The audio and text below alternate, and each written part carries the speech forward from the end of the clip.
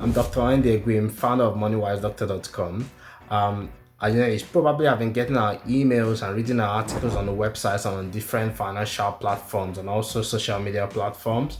Well, we've heard again and again from our readers and people who have been on our platform, several thousands of doctors visiting every week, that they would prefer to get some information via YouTube or via podcast, or the visual stuff. I've decided to give it a try. Obviously, we've launched MoneywiseDoctor.com podcast on YouTube channels. So go over and subscribe. Hope to be able to continue to offer you beautiful financial insights that could help you make the smart and wise financial decisions to make sure that you're not being ripped off by financial advisors who are just basically salespeople dressed up as financial advisors.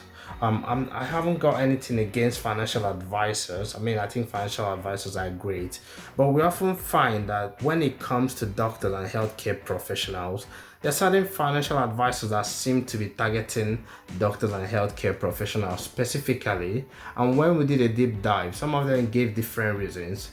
Doctors have a steady income, but that wasn't the one that worried us most. One of it was that doctors tend to be quite trusting. Doctors and nurses tend to be quite trusting. Obviously, in our line of work, we tend to be very trustworthy, trusting people.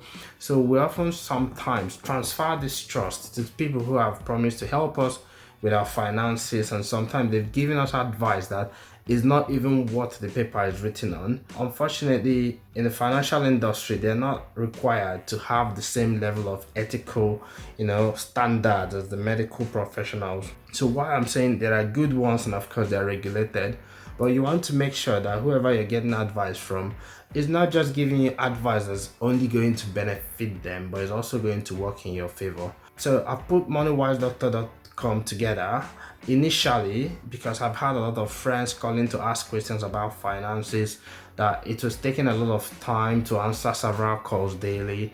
And at some point I thought I'm just going to put it out as a blog, so that when people call me and say I want to learn about ISAs, I want to learn about investments, I want to learn about how to get the best mortgage, I want to learn about what to do with my NHS pension, or they come around to say I want to know a bit more about life insurance and income protection, or how to structure my business income. Like, you're making money from your healthcare business and you're thinking about how to invest in real estate. So rather than spending hours talking on the phone and explaining what I've done in the past, or what colleagues I know who also have managed to achieve a level of financial freedom have done, I tend to now say go and read the website.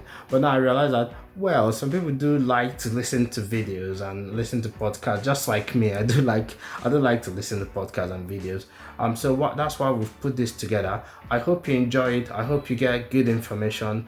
Our mission is simple. At MoneywiseDoctor.com, we want to help medics, doctors, healthcare professionals to make wise financial decisions that is going to impact them positively going forward in the future, and want you to be able to make that with confidence, without fear that you might end up being in a financial difficulty maybe further down the line.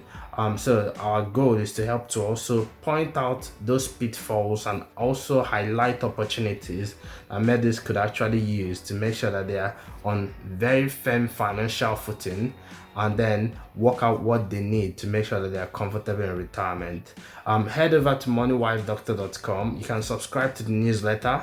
It's free weekly. Everything on MoneywiseDoctor.com is basically free. You can subscribe to a weekly newsletter delivered to your inbox. Just think of it as a financial snacks you just get every week to tell you what's happening in the housing market, what are opportunities out there for doctors, are there things you need to avoid, or are there opportunities you can take advantage of. Last couple of weeks we talked about the changes in the ISA. So there are some announced changes that we think that likely in the next, I think that will be November statement by the Chancellor of Exchequer in the UK. There's going to be some changes in the ISA. So these are the things that will get into the nitty gritty. We have our Q&A sessions where people ask questions and then we'll share it there.